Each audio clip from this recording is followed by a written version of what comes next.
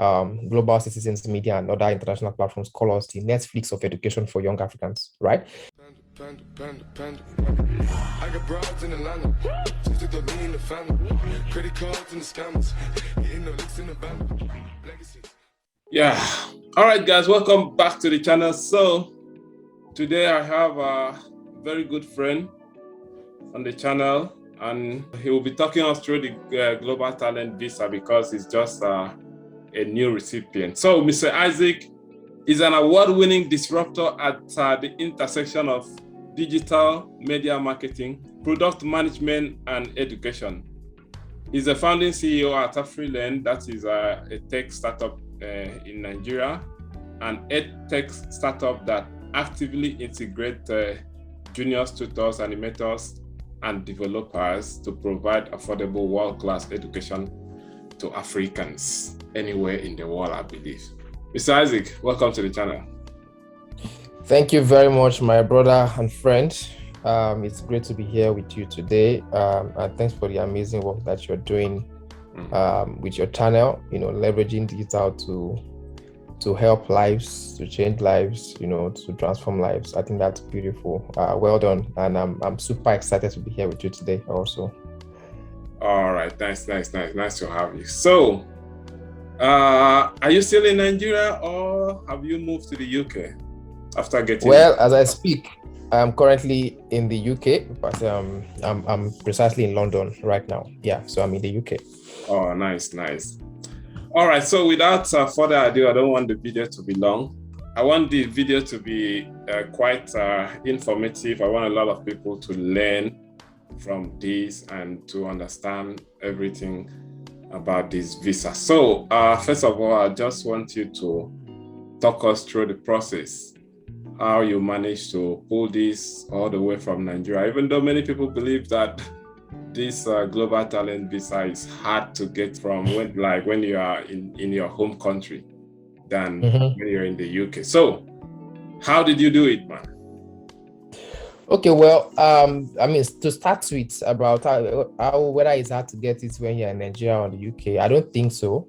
I think that what's really critical, what's important, what's crucial is that you meet the criteria. So if you're in the UK and you don't meet the criteria, you're not getting it. That's the truth. Yeah. And if you're in Nigeria and you have the criteria, you will get it. So I just want to put that out of the way. Right. So now, how did I get it? Well, so before now, I have been very passionate about impacts. That has basically characterized my life. I wrote my first book while I was in the university, which got me my first job as a journalist with Genevieve magazine. And that experience literally changed my life, So because when I was still in school, student level, I was already meeting great people, interviewing celebrities, bank CEOs, and the likes. You get what I mean? Wow. So afterwards, so I basically started everything very, very early in life.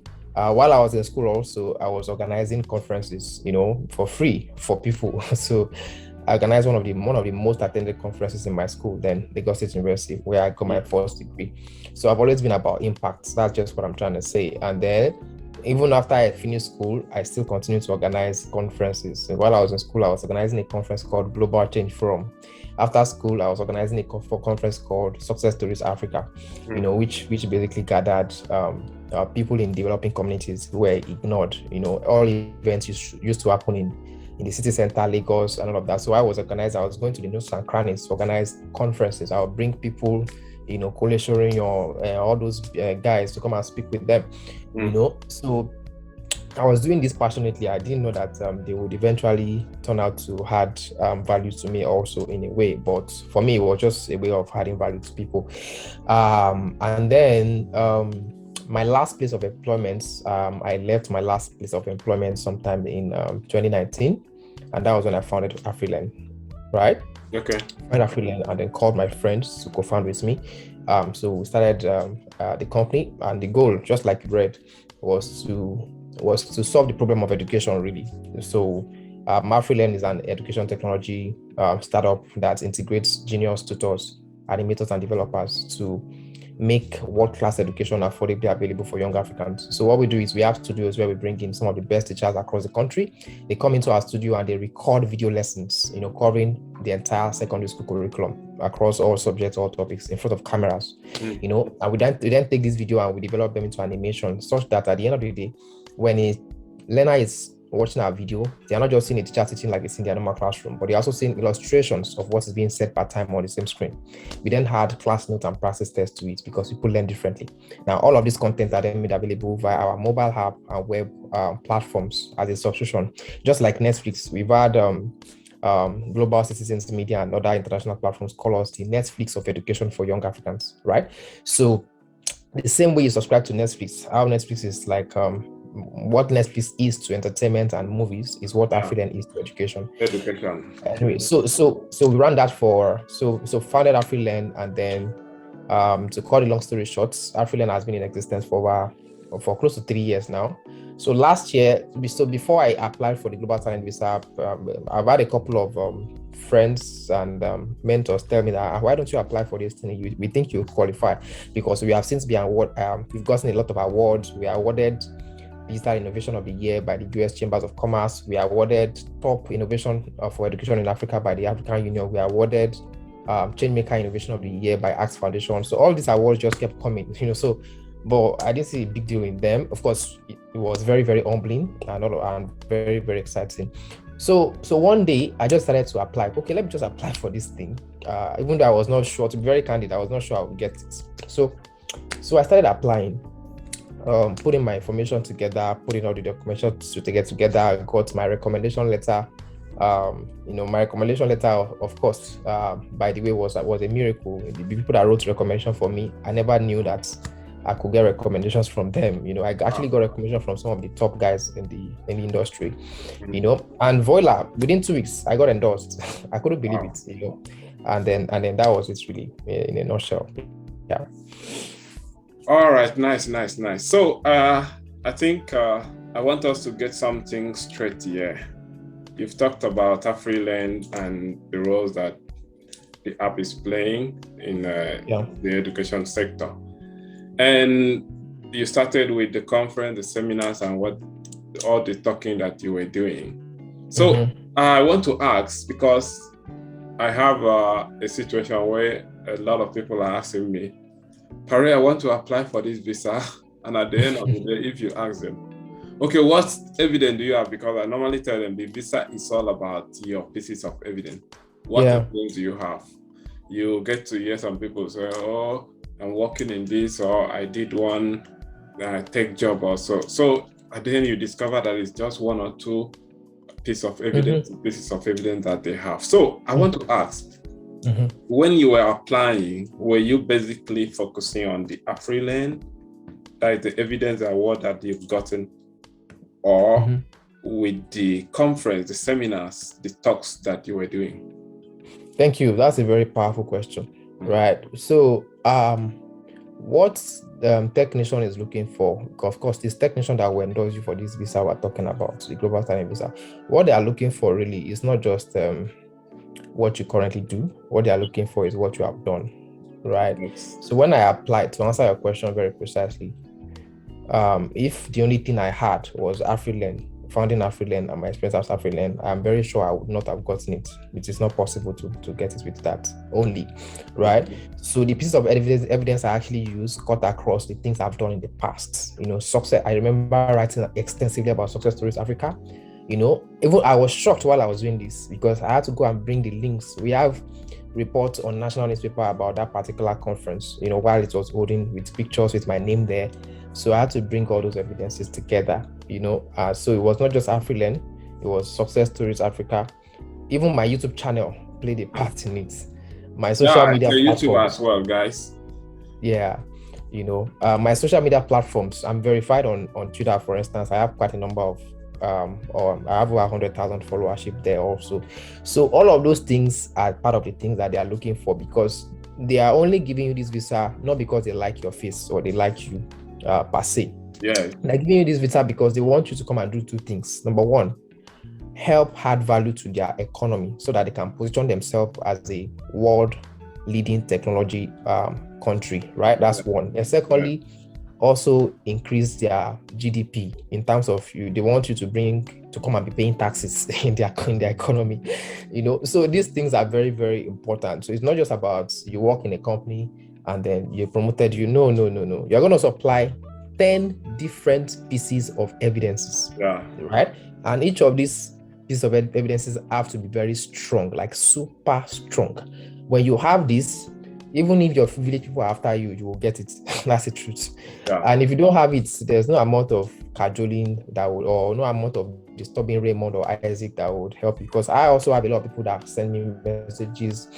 And by the time, the first thing I do is I go to their profile to check, and I see that okay, they've not really done much. There's nothing anybody can do to help if you don't have those evidences. So and that's why if you go to even the Tech Nation page, you see that they write it there categorically. Your skills, your experiences, your impacts, not just even within your occupation, even outside your occupation. And that's where the Success Stories Africa, the conferences I've organized, that's where they came in, because my current occupation right now is digital technology, which is education technology. But outside of that, I have done conferences to help people, outside of that, my social media platform every day, I put out information, I put out things that I'm learning on my own journey, So these are part of the things that they will look out for. So you need to have a lot of evidences. So is that you've had them before, or you want to start working towards having them now, so that you can give yourself like 6 months period to put those things together, to make those impacts, and so that when you put your application together, it will be a no-brainer. They will just accept it, because we have people that they will reject and then they will reapply and they will still reject them. And we have people that they just apply at once and they get it. So the difference really is in how strong your application is. I have someone that sent me the application, and I was shocked when she sent it to me. They actually, when they reject the application, they will tell you why they reject it. That way, and I was shocked. Every single one, every single like every single thing was rejected, So there was no way I could help. I could not help. And then I have another person that was rejected also. Ours was a beautiful one because they actually commended us significantly. So she only missed 2 points, and then we were able to put it together for her and resubmit, and she got it. So impacts within your field, evidences over the years, and impacts even outside your field are very important if you must succeed at getting the endorsement. Right, thank you. So aside from the pieces of evidence that you mentioned, talking about your humble beginning in the digital technology, what was it like? You understand what I mean? Like, how did you get to this stage? I will not lie to you. It was not easy. It was not easy. But I would also say it also was easy, And why would I say that? Because it didn't look like it at the start. Like, it didn't look like this was going to happen. Because when we started Afrilearn, we knew that we needed millions of dollars to build it. It was an education technology company. So to build content alone is very expensive, right? But as with anything, I think that if God has placed something in your heart to do, you just need to trust the process and start either way. Start with what you have, because as long as that vision is genuine, provision will always follow. Like, it is evident. Once the vision is genuine, this is what you want to do, this is what you are cut out to do, this is what you are designed to do. Just start. When you start, because the world gravitates in such a way that the way the world works is it supports those who are ready to make things happen, right? But if you are ready to make something happen, but you do not act, not nobody's going to support you. Like, if you have a fantastic business plan, okay, just let me give a practical example now. There are two people who want to do something. Both of them have a fantastic business plan. The business makes sense. It's fantastic. And both of them come to me, but I have the resource to help just one person, And then while both of them have a fantastic business plan that I think will work, one of them has started working towards it, even though he doesn't have money, right? And this person has started working towards it. I started achieving good things, even though without money. Guess who I'm going to support? The person that started working on his dreams. And that's how life works, really. That's how life works. So even with the I'm sure if you ask Raymond himself how he got his global talent visa, I'm sure it just started anyway. I just started, and when you start, as you go along, help comes, the kind of help that has come. So how did it really start? Of course, it started as a passion to solve a problem. I registered a website while I was on my last paid employment. I wanted to, okay, so I have a platform also aside from my startup. It's called topniger.ng. It's an online news platform that's doing well by itself. Still hands me revenue till date. That one works independently by itself, and that one also was one of my evidences, by the way, because it hands money. So I started putting educational content on that platform, and I saw that the thing was gaining a lot of traction, even more than the regular posts. I'm like, wow. So Nigerians are ready for education online. So I registered a website called freepassquestions.com and I started putting free pass questions there. And I saw that one also started taking shape. Like people were downloading it. So like, okay, wow.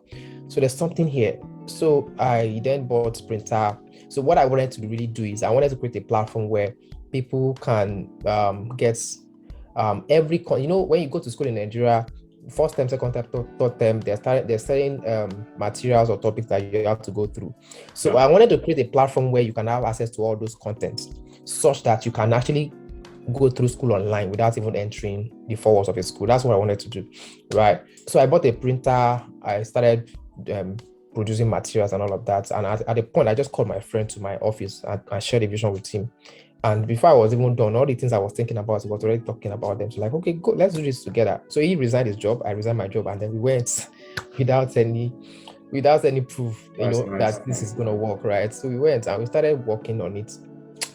So for me, I started applying for grants, and the first opportunity I got was with this incubation called Orange Corners. It's sponsored by the Kingdom of the Netherlands. So I went there, I pitched, and I got in. It was a miracle.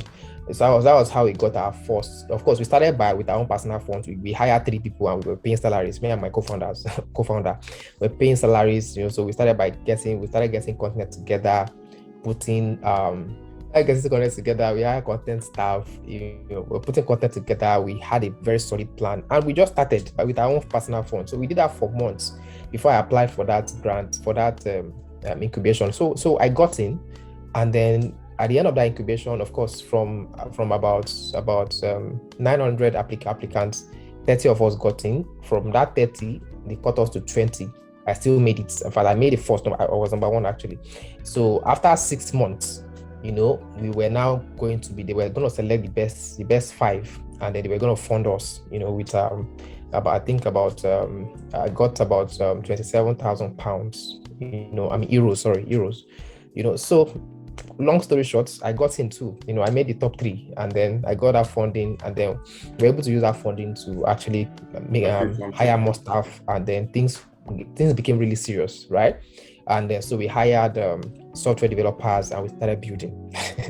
And that's why I said, if God has placed a vision in your heart, just start, and there should start help will come along. So that was just the first help that came, and then we continued building, and as we continued, more help came along. We won another grant from Professor Shibajo, that's the Vice President of Nigeria. As I speak to you right now, UNICEF is investing $100,000. I've not announced that anyway. Wow. $100,000 equity free. They are not getting equity, just for us to use it to work on our personalization and artificial intelligence, the AI personalization of the platform. So basically the whole idea for us really is to make world-class education affordably available for young Africans, and we're not going to stop until that really happens. Yeah. Right. Do you want to continue on this path right in the UK, because I believe your company is still running back home? Yeah. So well, I would say the UK thing is actually an advancement. Well, like the post I made on social media when I got in. For me, really, this is not about leaving Nigeria or jackpotting away from Nigeria. No. This is actually about access to global exposure, to global skills, global talents, global investors, global markets, so it's more or less about access to bring the products even into the UK, to Canada, to other parts of the world. That is how I see this. So for me, I'm gonna still keep traveling back and forth. Of course, not as often as possible, but maybe every 3 months I'm gonna. That's my plan, because I have plans to. My team is back there in Nigeria. Of course, my co-founder is still there at the moment. So, and of course, because even while I was in Nigeria, by the way, after the COVID-19 pandemic, we basically pivoted into a remote company. So over 90% of our staff actually work virtually. We only have a few of them that work from the office. You understand what I mean? Yeah. So the out of it, we're actually a remote company. So the plan really for me is to leverage the UK to expand the product reach, to scale the products into the UK. So we have, for instance, aside from Afrilearn, we have another product we call Exambly. Exambly is actually a platform that supports examination. So you want to write any examination, you go to Exambly and you can practice that examination for free, in a very gamified form. So Exambly is able to scale globally because people write exams in every country in the world, right? So that's really what this is all about for me. It's not about running away from Nigeria and coming to stay. No. All right. So lastly, I think we've spoken a lot. We've spent a lot of time here. I just want you to round up by giving out your message to anyone that wants to apply for this visa, especially the young people that have not really gotten their foot on the digital technology sphere. How do you want them to start? What's your advice in general? Okay, so first, I would say, what's your purpose for applying? I think that's the first thing. What's your intent? Is it just to jackpot? Because truth of the matter is, I tell people that, see, a lizard in Nigeria would always be a lizard in the UK or in the US. So you won't just your life will not change because you're in a different country dramatically, just like that. Your life will change because of the quality of person that you are. So that's the first thing. So why are you applying? Second thing is, don't second guess yourself. If you deem it fit that you qualify, please apply for it. I'll be very vulnerable with you. When I applied to, I wasn't expecting to get endorsed because I had my own personal fears also. Like, okay, I'm not sure. I wasn't sure. It was people like me they were looking for, So, but when I started filling the forms, I was actually shocked that, okay, wow, that was why I didn't apply in the first sense, because I was seeing even the advert was chasing me online everywhere. But I just self-condemned myself, So please don't self-condemn yourself like me, because at the end of the day, you have value, as long as you've been making yourself valuable, as long as you have some level of skills, especially in the digital technology sector. You've worked with a product-led company, and even if you want to apply and you worked in technology for a long time, but because this visa is also for people that have worked in product-led technology. That means and what's the meaning of product-led technology? It simply means that the business of the company is its products. You understand? The company has a product that people can, like a mobile app, or basically where people actually use the services of that company, right? So if you have that experience, but it's not in product-led, and you really want to do this, there's nothing stopping you from actually tweaking your plans and going to work for a product-led company, for a while, maybe for like 6 months, so that you can also put that experience into your application. Very, very important. But what I know is that, usually we can actually accomplish more than we can ever imagine. So if this sounds like something you'd love to do, that's in line with what you want to do with your life, then just give it your best shots, particularly if you've had experience in the past of impacts, whether outside of technology or within technology. This is the time to put them together, to start putting your document together. And I would also advise that you prepare before you even do your application. So what do I mean by prepare? Go online, research. I've made a detailed video of how to do it. Raymond has made a detailed video of how to do it. There are other videos on the platform online, on YouTube particularly. So watch those videos and prepare your documents, prepare your evidences, so that by the time you want to put in for your application, you just take them from where they are and you can do the needful, But what I also know is that this is an opportunity, it's a visa that can change your life, because when you come to the UK, the beautiful thing about global talent is, like, when you come to the UK, you are not having to start from scratch, like people that come with a student's visa. You're like, No, no, you're more or no. less like they are senior. You understand what I mean? So you can come into the country and just start working the following day. That's a beautiful thing. You know, a friend called me yesterday who has been in the UK for 10 years, over 10 years actually. And he was telling me that even after being in the UK for over 10 years, that someone like me with the global talent visa still has hedge over him. You understand what I'm saying? You know, because when he came, he still had to do a lot of documentation. But this one, everything has been done for you. Just come in, get your biometrics letter, you know, get your national identification letter, number, you know, get yourself into the system, obey the rules, start paying taxes, get a job, and then start living, you know. So you are able to ease into the system very easily with the global talent visa, you know. And if you need help and support, of course, I'm sure Raymond, by the way, Raymond, yeah, there as well. Your link will be there. I can understand. Raymond is dead. Don't worry, he's a good guy. By the way, Raymond was also very helpful in my journey. When I did my video, I actually said I was going to be helpful. I've helped a lot of people, by the way, but man, at a point it just got very, very cumbersome. Like I have loads and loads of people who have messaged me. I will still try to, because one of the things I try to do before I even choose who to help is I want to see if you actually have the requirements, you know, because so that I'm not wasting my time and you're not wasting your time. Because another thing that happens when you get the global talent visa is that your time becomes very valuable. Like, well, not really very valuable, but your time becomes capped. Because when you live in the UK, every second counts. You understand? So if you don't deal with your time that way, you're just going to waste away. You understand? So if somebody gives you 30 minutes of their time, they've not given you 30 minutes of their time. They've given you money, actually. They've given you 30 minutes of their life. Yeah. You understand? You know? So, but try to be persistent, try to seek help. But before you seek help, you to ensure that you have done the work. You know, because that's another thing. The kind of people I'm willing to help really are people I know that, number one, they qualify. Number two, they've done their work. They are not looking to be spoon-fed, you know. Like when I reached out to Raymond, there was a point I was like, what's wrong with this guy? But because of course, but now I understand him too, because I'm like, okay, you can't when like 20, like 200 people are looking for you to help them, you can only help those who are really ready to be helped. You understand? So, but you know, just putting your best foot forward, and you are bound to get it as long as you qualify for it. Definitely. All right. I think you're a wonderful guy. Thank you for coming to the channel. And for the viewers, I think if you can follow up a step, everything that is said, the visa is all about taking one step. I was telling somebody, I think last year, this visa, you don't need to rush.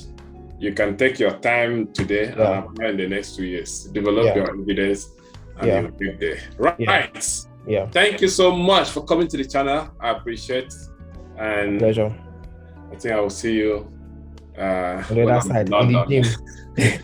Thank you. All right, if you are not yet subscribed to the channel, please like the video, subscribe, share, and send it to anyone. What do you want to say? Yeah. I wanted to say I'll also see you at the gym. All right. All right, bro. Have a nice rest of the day.